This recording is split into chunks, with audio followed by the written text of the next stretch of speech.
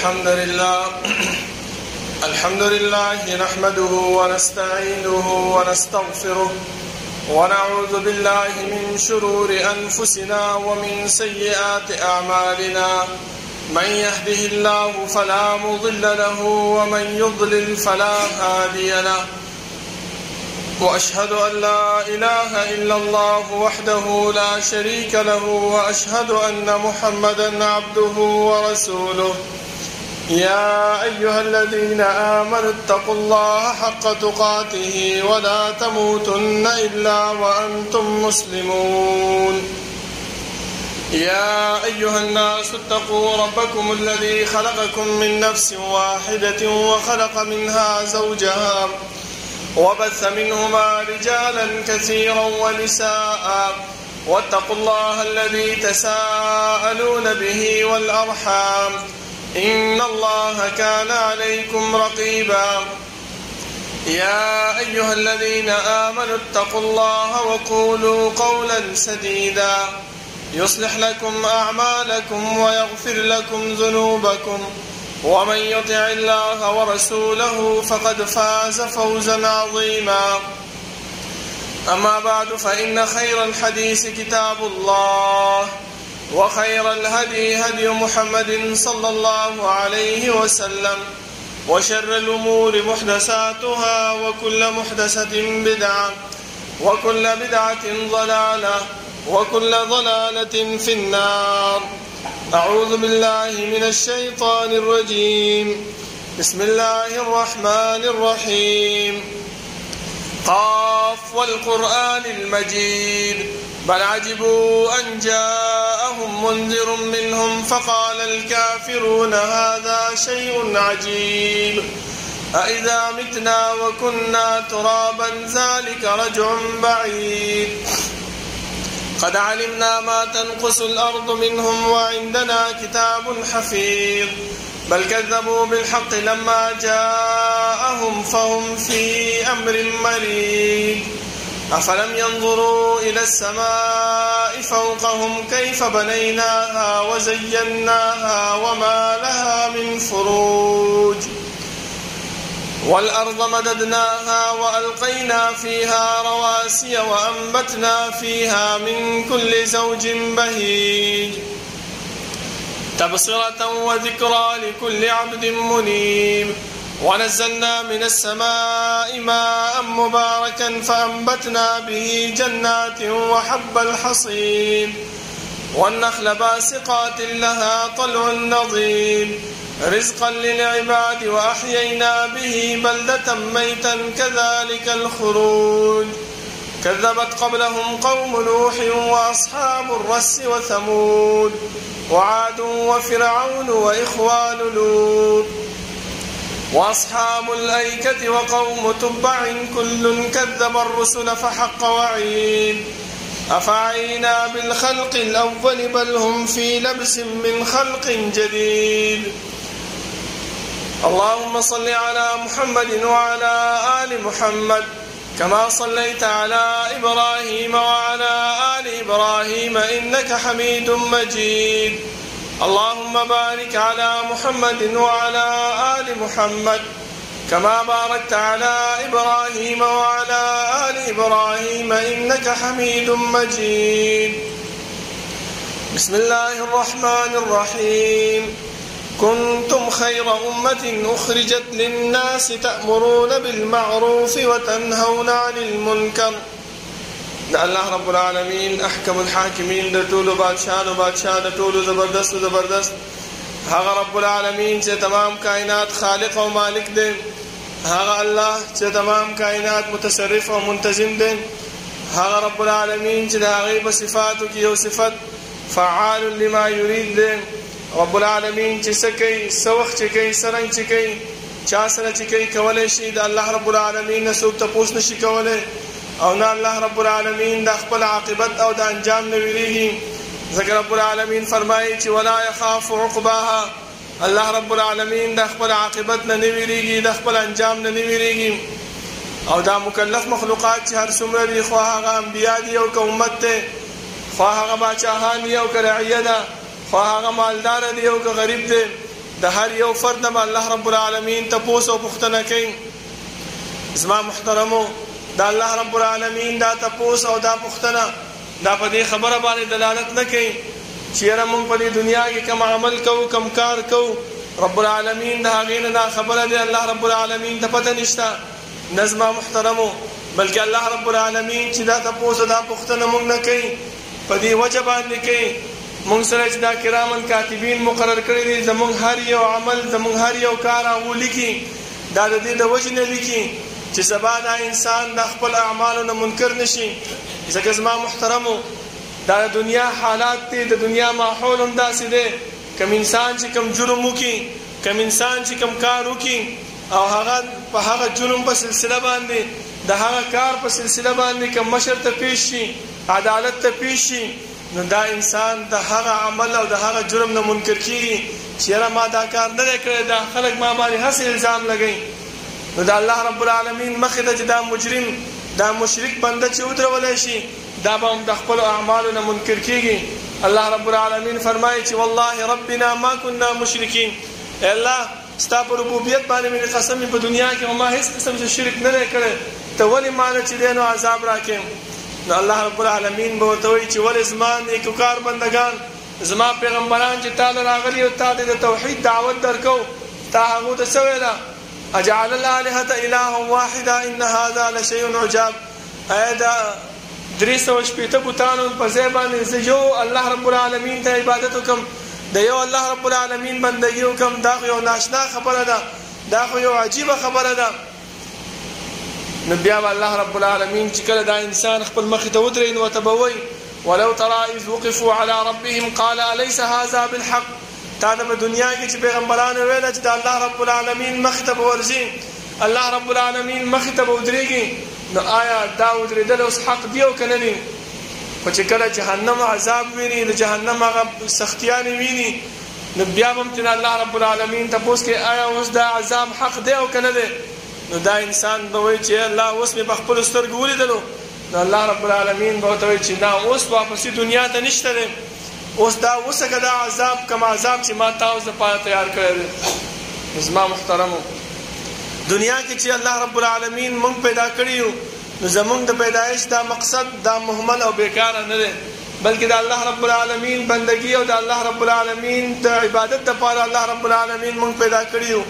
دې سلسله کې الله رب العالمین موږ ته انبیاء کرام د 1,40,000 پیغمبران کم و بیش د الله رب العالمین موږ له راولېږل صرف د دې خبرې لپاره چې ان اعبدوا الله ما لكم من اله غیره. اے انسانانو، اے بندگانو، د الله رب العالمین ته ستا د دنیا ته د راتېږلو مقصد او غرض هغه دا دی چې د یو الله عبادت او د یو الله بندګي وکړي. ځکه زما محترمو تاسو د دنیا کې وګورئ، یو انسان چې د یو بل انسان سره یو نیکي کوي، یو ښېګړه کوي، نو دا انسان په زړه کې دا خبره راځي چې یاره دا زما تعریف وکړي، دا زما یو خلکو مخکې خواله بیان کړي. نو د الله رب العالمین هغه بندګي او هغه تعریف هغه چې دا انسان څومره بیان کړي، رب العالمین په هغې باندې خوشحالیږي او هغې له جنتونه ورکوي. هغه تعریف او هغه شکرګزاري څنګه ده؟ رسول الله صلی الله علیه وسلم به ودرېدلو مانځه ته تر دې پورې د خپې مبارکې د پنډۍ مبارکې به د دې د ودرېدو نه وپړسېدلې. صحابه به ورته چې د الله پیغمبره تعالی خو الله مخکیني او وروستني ټول ګناهونه معاف کړي دي، بیا ولې دومره عبادت کوې؟ نو پیغمبر ورته دا ونه ویلې چې یاره خیر دی چې الله نورم مال زیات راکړي، خیر دی چې الله نورم جلال او مرتبه زیات راکړي. نه پیغمبر فرمایي چې افلا اکون عبدا شکورا، ای زه د الله رب العالمین شکرګزار بنده نشم؟ نو د الله رب العالمین چې کم احسانات په موږ باندې کړي دي، کمې مهربانیانې په موږ باندې کړي دي، کم اوچتوالی، کم عظمت، کم مرتبه موږ نه راکړې ده، که هغه طالب العلم دی، که هغه ملا دی، که هغه مدرس دی، که هغه هر قسم لوی الله رب العالمین احسان په موږ باندې کړی د هغې شکریه څه شی دی؟ صرف و صرف د الله رب العالمین بندگی، د الله رب العالمین عبادت او د الله رب العالمین ذکر اذکار، د الله رب العالمین طرف ته راتګ، دا د الله رب العالمین شکریه ده. زما محترمو، بل هیڅ قسم ته شکریه د الله رب العالمین هغه نه ادا کوي. ځکه پیغمبر چې شکریه ادا کوي په څه باندې؟ په عبادت باندې. نو دغه شکریه پکار ده چې موږ هم د الله رب العالمین بیان کو. اوس چې موږ دې دنیا کې وخت تېروو زما محترمو هغه دا دی چې هر یو انسان خپل ځان ته هغه څه وایي غوره انسان وایي چېرې زه په دې دنیا کې یم نو زه غوره یم زه په دې دنیا کې چې ژوند تېروم زما نه بل غوره انسان په دې دنیا کې نشته دی هر انسان په ذهن کې دا سوال لازم چې یاره زه په دې معاشره کې چې ژوند تېر کړم دا خلک ما ته په ښه نظر سره وګوري دا خلک ما ته ووایي چې یاره دا کاروباري سړی دی دا خلک ما ته دا ووایي چې یاره دا ډېر اخلاقي سړی دی دا خلک ما ته دا ووایي چې یاره دا ډېر عزتمند سړی دی دا وګوره دا مولا دی دا طالب العلم دی دله الله قرآن ورکړی دی دله الله علم ورکړی دی نو راځئ د دې سوال جواب هغه موږ ته پیغمبر صلی الله علیه وسلم ښودلی دی چې یاره ته په دې دنیا کې چې وخت تېری او د دې خلکو د دې انسانانو په ذهن باندې د دې انسانانو په نظر باندې ته اوچت انسان وګرځېږي نو کوم عمل دی کوم کارونه دي چې هغه موږ وکړو نو د الله رب العالمین او د انسان په نسبت باندې به دا انسان شي اوچت شي ځکه لویه خبره هغه دا ده چې انسان د الله رب العالمین په نسبت باندې هغه عزتمند شي د الله رب العالمین په نسبت باندې هغه لوی انسان وګرځېږي ځکه حدیث کې راځي رسول الله صلی الله علیه وسلم فرمایي چې کله یو انسان الله رب العالمین د یو انسان سره محبت کوي مینه کوي نو هغه په اسمان کې جبرئیل ته आवाज وکړي چې جبرئیل زه فلاني انسان سره مینه کوم تم ورسره مینه شروع کړه هغه په اسمان کې اعلان وکړي خپل ملائکو ته چې رب العالمین فلاني انسان سره مینه محبت کوي او تاسو هم د هغه انسان سره مینه محبت څخه شروع کړئ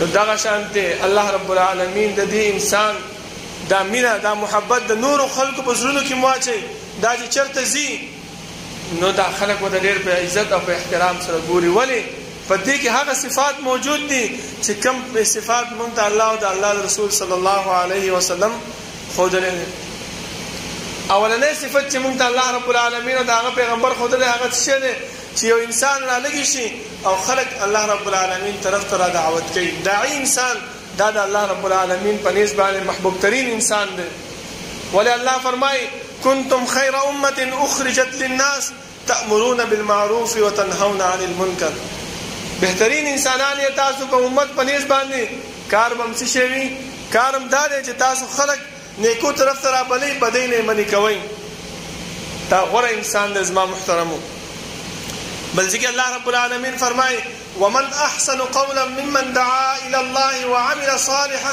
وقال انني من المسلمين داس انسان نه غوره انسان څوک دی شي چې د الله رب العالمین طرف ته خلق را بلی د الله رب العالمین وحدانیت طرف ته خلق را بلی د الله رب العالمین بندگی طرف ته خلق را بلی اوس مونږ د خپل ګریوان کې سوچ وکړو چې آیا مونږ خو ځان ته کاروباري وایو مونږ خو ځان ته مالدار وایو مونږ خو ځان ته ام پی ای منه وایو مونږ خو د ځان ته د کلی د محلې د کې مشر ملک وایو خدای الله رب العالمین په نسبت باندې هغه مشر هغه ملک څوک دی هغه انسان دی چې الله رب العالمین طرف ته خلق را بلی بهر چې وګرځيږي کم بد عمل وګوري بدکار وګوري هغه باندې تمنا وکي هغه خلق را منه کې چې مسلمان نورا دا کار مکوا دا کار چې کوم دینو دا الله او د الله په نسبت باندې منه ده بل زما محترمو دا الله او د الله رسول صلی الله علیه وسلم تابعداري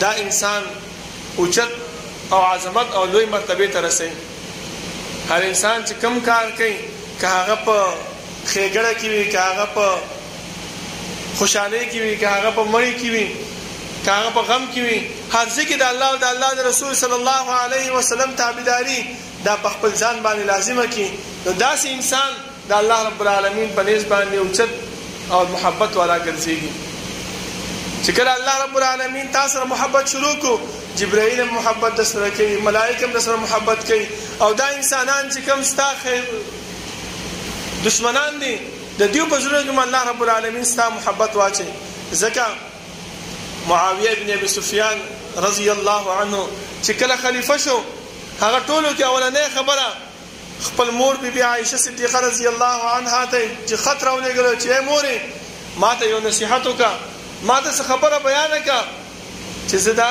خلافت په خطر کې سره تیر کم ناغه ته دوه خبرې وکړې زما محترم دي خبرو ته لږ توجه کړئ هغه خبره څه هغه هم دا و چې معاویه کته چرته د الله رب العالمین رضا د خلکو پر رضا کولو کې ګوري، الله رب العالمین به هم تا نه خفه شي او د خلک به الله رب العالمین د تا نه څه کړي؟ خفه کړي. خو که چېرته ته د الله رب العالمین رضا د خلکو په خفګان کې ګورې، نو الله رب العالمین دا خفه خلک به هم تا نه رضا کړي او خپله خو به د نه رضا زما محترم. خلکو ته مه ګوره چې خلک تا نه خفه کېږي او که خلک تا نه خوشحالېږي. خلک دې په خپل کار کوي، دا وګوره چې الله رب العالمین په کومه خبره باندې ما نه خوشحالېږي. د الله رضا په کوم شي کې ده؟ پیغمبر چې ما د الله رالیږلی د هغه اتباع د هغه تابعداري په هغې کې موجود ده او که نه ده موجود؟ که چېرته پکې موجود یا عمل پکې وکړه، او که موجود نه وي نو د خلکو رضا کولو ته مه ګوره چې یاره فلانې به راشي راته به وایي چې یاره خیرات دې کړی زه دې پکې راونه غوښتم. فلانې به راشي وګورې چې یاره دا کار دې کړی یا ما ته دې دعوت را نه کړو. یاره دا خلک به څه وایي؟ یاره دا چم ګاونډ کې به دا خلک څه خبرې کوي؟ نه زما محترمو، دې خبرو ته توجه مه کوه. دا خبره خپل مخې ته کېږده چې یاره الله به ما ته څه وایي، پیغمبر به ما ته څه حکم راوړی دی، په هغې باندې ما عمل کړی دی او که نه دی کړی. سبا چې ما نه الله رب العالمین تپوس کوي چې تا دا کار کړی ولې دې کړی، نو موږ به په جرأت سره وایو چې الله تا پیغمبر را لېږلی او تا قرآن کریم را کړی، دې قرآن کې هغه خبره موجود وه، دې پیغمبر ما ته حکم کړی چې دا کار داسې وکړه. او که چېرته موږ د هغې اتباع او د هغې تابعداري ونه کړو، نو بیا زما محترم هیڅ شی نشته. ځکه الله رب العالمین موږ ته بار بار دا فرمایي چې وما اتاکم الرسول فخذوه وما نهاکم عنه. پیغمبر چې څه درکوي ونیسئ، څه نه چې منې کوي لرې شئ. ومن یطع الله والرسول فقد فاز فوزا عظیما. چا چې د الله او د پیغمبر تابعداري وکړه کامیابي حاصله کړه. ومن یعص الله ورسوله، او چا چې نافرماني وکړه فإن له نار جهنم خالدا فيها. جهنم دی همیشه دپاره په هغې کې پاتې کېږي. د جهنم تذکره تاسو به علماو نه اورېدلي، تاسو بار بار شوي وي. دا جهنمي چې په جهنم کې پروت دي، الله رب العالمین دو قسم جهنم برابر کړی دی، یو ډېر یخ دی یو ډېر ګرم دی.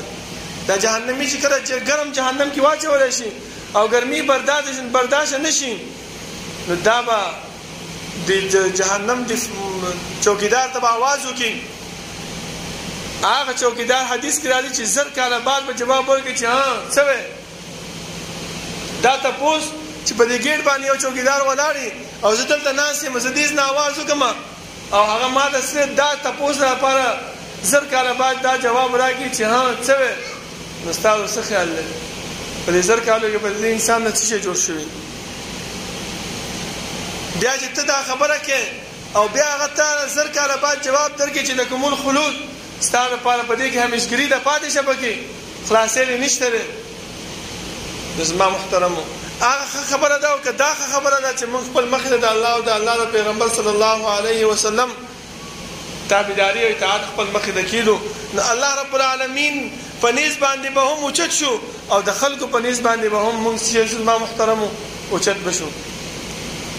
دریم زما محترمو الله رب العالمین پیغمبر مونږ ته چې ښودلی دی غوره انسان مونږ کې څوک دی؟ من تعلم القرآن وعلمه.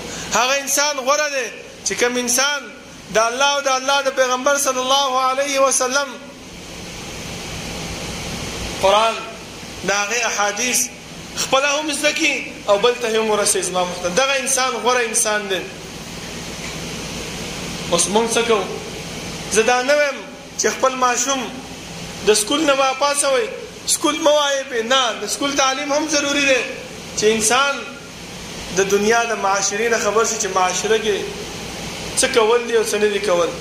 خو د قرآن او د حدیث علم دا هم په خپل بچي باندې لازمن زده کوي چې د الله او د الله د پیغمبر نه خبر شي، د اخلاقو نه خبر شي، د دې خبرې نه خبر شي چې یاره زه سبا د الله رب العالمین مخې ته ځم، نو الله نه به زه څه جواب ورکوم؟ زما محترمو ها که صرف یو سړی صرف سکول طرف ته توجه ورکړي، قرآن نه خپل ماشوم نه خبرئ، د حدیثو نه خپل ماشوم نه خبرئ، نو زما محترمو دغه شانې سړی الله رب العالمین په نیز باندې او د انسانانو په نیز باندې هغه ډېر کمتر انسان وي. خامخا دا خبره به څوک تاسو ته کوي چې یاره ده ته وګوره د څه شی کړی دی، نه جومات ته خپل زوی راولي، نه په زبان قرآن کریم ناظره ویلې ده، نه په زبان چې کوم علم کړی دی، بس یو سکول دی او سکول طرف توجه ورکړی ده. سکول هم ښه شی دی زما محترمو. دنیا کې ژوند تیرې د ژوند دنیایي ماحول په تولیدو سره دا د سکول علم دا هم ضروري دی، خو ورسره د قرآن کریم د رسول الله صلی الله علیه وسلم کم دین کم شریعت راوړی دی د هغې باندې پوهه د هغې باندې علم حاصلول دا هم ضروري زما محترمو. ولې رسول الله صلی الله علیه وسلم موږ ته کم اخلاق ښودلی دي، کم تربیت موږ ته ښودلی دی، کم کارونه چې موږ ته ښودلی چې په هغې باندې موږ اوچت او عظمت والا ګرځېږو. زما محترمو وګورئ وړه خبره ده، ورکوټې حدیث دی، ورکوټې کارونه دي، خو که هغه موږ وکړو موږ کې اخلاق هم راځي، موږ کې اسلوب هم راځي، موږ د خلکو په نیز باندې اوچت ګرځېږو. رسول الله صلی الله علیه وسلم فرمایي د ژبې کنټرول، د ژبې حفاظت دا هم ډېر ضروري دی. اوس تاسو وګورئ زما محترمو، کوم انسان چې په دنیا کې وخت تېروي او هغه د خولې نه تیز وي، هر وخت بد رد وایي، هر وخت کنځل کوي، هر وخت د خلکو سپکاوی کوي، خلک هغې ته په ښه دغه سره ګوري او که نه په بد نظر سره ګوري. هر سړی وایي چې مړه لرې که دسته غواړو خبرې کول نه دي پکار، دا د خولې نه ډېر تیز دی. او پیغمبر موږ ته څه وایي؟ موږ ته اخلاق ښایي، من کان یؤمن بالله والیوم الاخر فلیقل خیرا او لیصمت.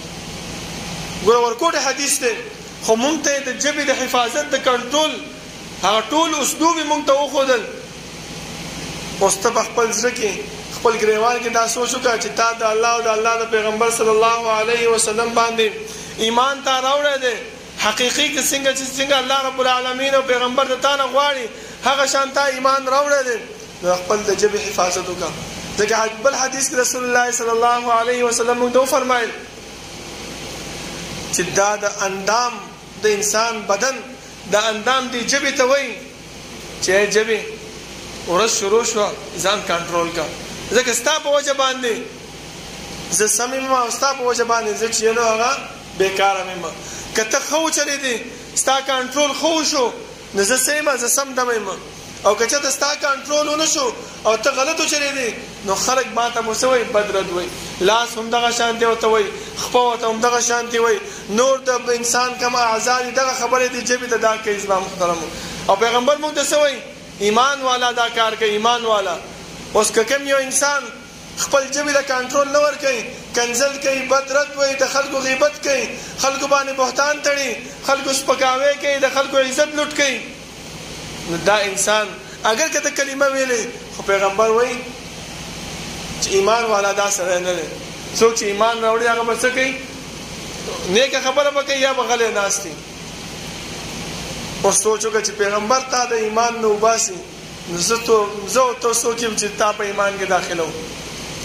دویم زما محترمو، رسول الله صلی الله علیه وسلم موږ ته چې کوم خبره بیانه کړې ده چې انسان د بېهوده خبرو نه د الټه سیده خبرو نه ځان بچ کولی شي په کومو قانون سره؟ په دې سره انسان لویوالی، عظمت، دا انسان چې کوم دی نو د خلکو په نیز باندې لوی مرتبې والا ګرځېږي. هغه چې شی دی من حسن الاسلام المرء ترکه ما لا یعنی. رسول الله صلی الله علیه وسلم موږ ډېره جامعه خبره وکړله، کوم شی چې تا سره مناسب نه وي هغه شی پرېږدوه. دا د اسلام یو ښایستهوالی دی، ځکه تا ایمان راوړی دی، تا په الله رب العالمین باندې ایمان راوړی دی، پیغمبر دې منلی دی په دې خبره باندې دا زما پیغمبر دی، زما رهنما دی، زما قائد دی. اوس ته خپل ځان سره وګوره، ته مشر سړی، ته د کلي د کیمپ د محلې مشر او ته داسې کار کې چې هغه تا سره مناسب نه وي، ته داسې کار کې چې په هغې باندې ستا سپکاوی راځي، نو آیا ته هغه کار کې نه کوې؟ ولې؟ ستا په ذهن کې دا راځي چې زه خو د کلي ملک یم، زه د محلې مشر یم، زه چې کوم دی MNA یم، MP یم، زه ولې دا کار وکړم؟ نو پیغمبر هم دا فرمایي چې د اسلام ښایستهوالی دا دی، د انسان په چهره باندې، د انسان په بدن باندې د اسلام هغه ښایستهوالی چې ښکاري هغه چې څه دی، هغه کارونه مه کوه چې کوم کارونه تا ته الله او د الله رسول منع کړې ده او تا سره ښه نه ښکارېږي. زما محترمو، بل کار زما محترمو چې موږ ته پیغمبر ښودلی چې انسان په هغې باندې اوچت ګرځېږي، هغه څه شی دی؟ هغه دا دی چې یو انسان کوم شی ځان نه خوښوي د خپل مسلمان ورور دپاره دې هم دا خوښ کړي. ځکه اوس ته دا غواړې چې یاره زه به یو ګاډي کې سفر وکړم او دا ګاډي والا ما نه کرایه کمه واخلي. خپل ځان دپاره دغه خبره خوښې که نه خوښې؟ چې ته خپل ځان دپاره دغه خبره خوښې، باید ته چې بل مسلمان ورور دپاره کوم ګاډی نیسي کوم دغه نیسي نو په کار دا ده چې ته هغه سم دغه کار وکړي چې یاره په ډېر کمو خبرو باندې په کمو پیسو باندې دې مسلمان ورور دپاره دا ګاډی ونیسم. کم کار کم عمل خپل ځان دپاره خوښې، په کار دا دی چې خپل نور مسلمان ته هم په هغه نظر باندې وګوري.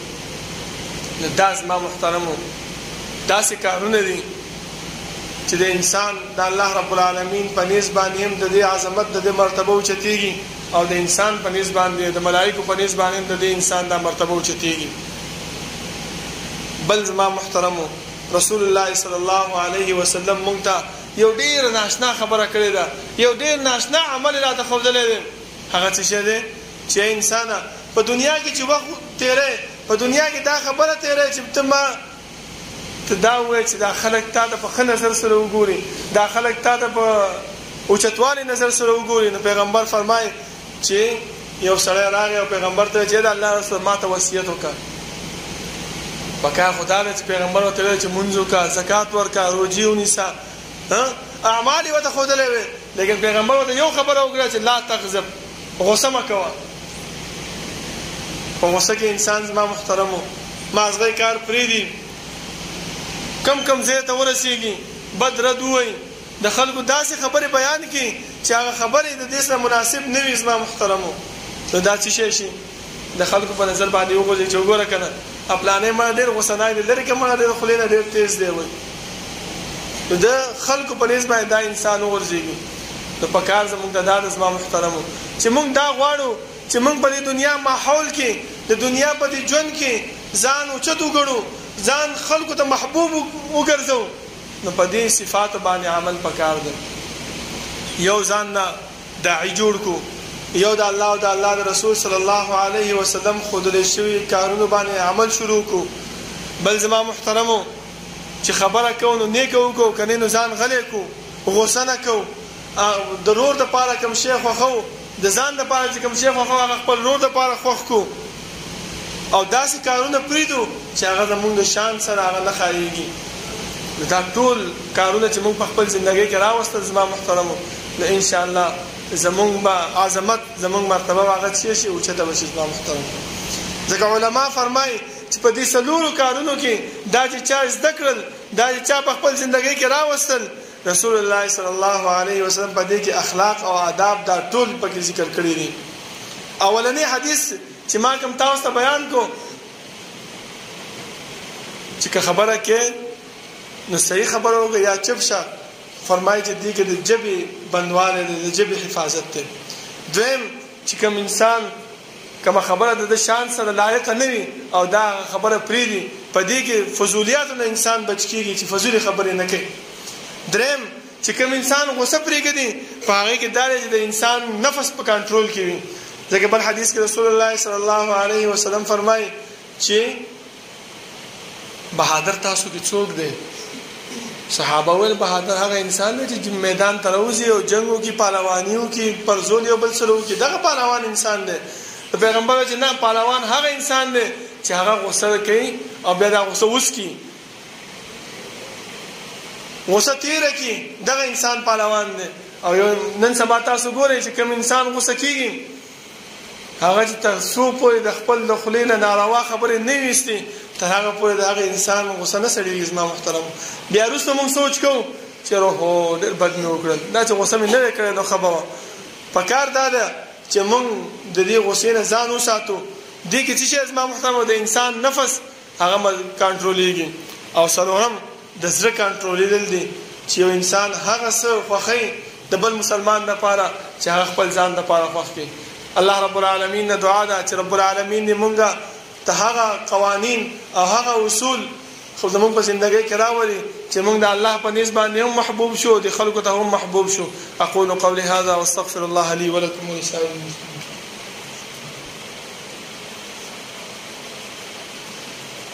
إن الحمد لله نحمده ونستعينه ونستغفره ونعوذ بالله من شرور أنفسنا ومن سيئات أعمالنا من يهده الله فلا مضل له ومن يضلل فلا هادي له وأشهد أن لا إله إلا الله وحده لا شريك له وأشهد أن محمدا عبده ورسوله يا أيها الذين آمنوا اتقوا الله حق تقاته ولا تموتن إلا وأنتم مسلمون يا أيها الناس اتقوا ربكم الذي خلقكم من نفس واحدة وخلق منها زوجها وبث منهما رجالا كثيرا ونساء واتقوا الله الذي تساءلون به والأرحام إن الله كان عليكم رقيبا يا أيها الذين آمنوا اتقوا الله وقولوا قولا سديدا يصلح لكم أعمالكم ويغفر لكم ذنوبكم ومن يطع الله ورسوله فقد فاز فوزا عظيما أما بعد فإن خير الحديث كتاب الله وخير الهدي هدي محمد صلى الله عليه وسلم وشر الأمور محدثاتها وكل محدثة بدعة وكل بدعة ضلالة وكل ضلالة في النار أعوذ بالله من الشيطان الرجيم كنتم خير أمة أخرجت للناس زما محترمو الله رب العالمين او پیغمبر هغه اعمال مونږ ته بیان کړی دي د هغه اعمالو نه مونږ رسو نه یو پرېخي چې په کم اعمال باندې مونږ ژوندۍ تیر کو او د سبا د الله رب العالمین مخې د سرخرو لاړ شو زما محترمو دا هغه اعمال چې کوم ما تاسو ته بیان کړل چې انسان په دې اعمالو باندې د الله رب العالمین په نس باندې او د قیامت په ورځ باندې خیر مرتبه حاصلولای شي د قیامت په ورځ باندې د الله رب العالمین مخې ته ورتلی شي ځکه زما محترم تاسو ګورئ د قیامت سختی د قیامت هیبت هغه تاسو ته علما کرام بیان کړی وي خو بیا هم الله رب العالمین او پیغمبر په موږ باندې دومره مهربان او شفیق دی چې هغه موږ ته دغه اعمال نور مو ښودل چې هغه وخت د ګرمۍ نه انسان بچ کېږي او د الله رب العالمین د عرش د سوري د لاندې دا انسان څه کېږي راځي او د هغه ګرمۍ نه بچ کېږي هغې کې یو عمل هغه دا هم دی چې انسان 24 ګنټې د جماعت سره هغه زړه تړلی وي داسې انسان د هغه ګرمۍ نه بچ کېږي او د الله د عرش د سوري د لاندې وي اوس یو انسان دا خبره کوي چې یاره زه خو کاروباري یم دکان کې ناست یم نو زه به څنګه چې دی د دې حدیث مصداق وګرځېږم نو زما محترمو علما فرمایي چې یاره دنیا دا کاروبار سره کوي خامخا رزق ګټل خو شته دی نو د دې انسان هر وخت توجه دې خبرې ته چې یاره 15 منټه پاتې دي جمعه ته یاره جمعه ته ورځم دا دکان بند کړم اذان ته سوچي چې یاره اذان 10 منټه بعد کېږي نو دا هغه کار دی چې د انسان د زړه جمعات پورې تړلی وي او کنه دا دکان کې ناستې کار کوي او بیخي د جمعه منځر هم غافل وي بیخي د اذان هم غافل وي الته اذان کېږي د خپل کار کې مصروف وي الته جمع ولاړې خط دې ته سپیکر لګېدلی دی د اواز د اقامت او د اذان اواز هم راځي او دا بیا هم نه ورځي یو ړوند صحابي رسول الله صلی الله علیه وسلم خواله راغی ورته وویل چې دا الله رسوله ما له خو اجازت راکړه ړوند یم نه څوک شته چې ما راولي نه ښه نه بد پیغمبر ورته څه وویل ما محترمو دا ورته نه وایي چې ښه به زه لاړ شه ته کور کې مونځ کوه خیر دی هغه ورته وایي د اذان اواز اورې وایي او اورم پیغمبره وایي د اواز د دې جواب ورکوه جواب مطلب دا دی چې هر څنګه یې ړوند دی که معذور یې او که هر څه جومات ته ځان را رسوه نو ما او تا خو زما محترمه روغ یو خو خبره دا ده چې په دې کاروبار کې د شیطان موږ دومره مشغوله کړي یو نن سبا چې موږ نه د الله ذکر د الله قرآن د الله عبادت هغه موږ نه هیر دی الله رب العالمین نه دعا ده چې الله رب العالمین دې موږ هغه صفات موږ پیدا کړي چې موږ د الله او د انسانانو په نسبت باندې محبوب ترين وګرځيږو او سبا د قیامت په ورځ باندې چې الله رب العالمین مخ ته ورزو او سرخرو یو أقول قولي هذا واستغفر الله لي ولكم ولسائر المسلمين ربنا لا تزغ قلوبنا بعد إذ هديتنا وهب لنا من لدنك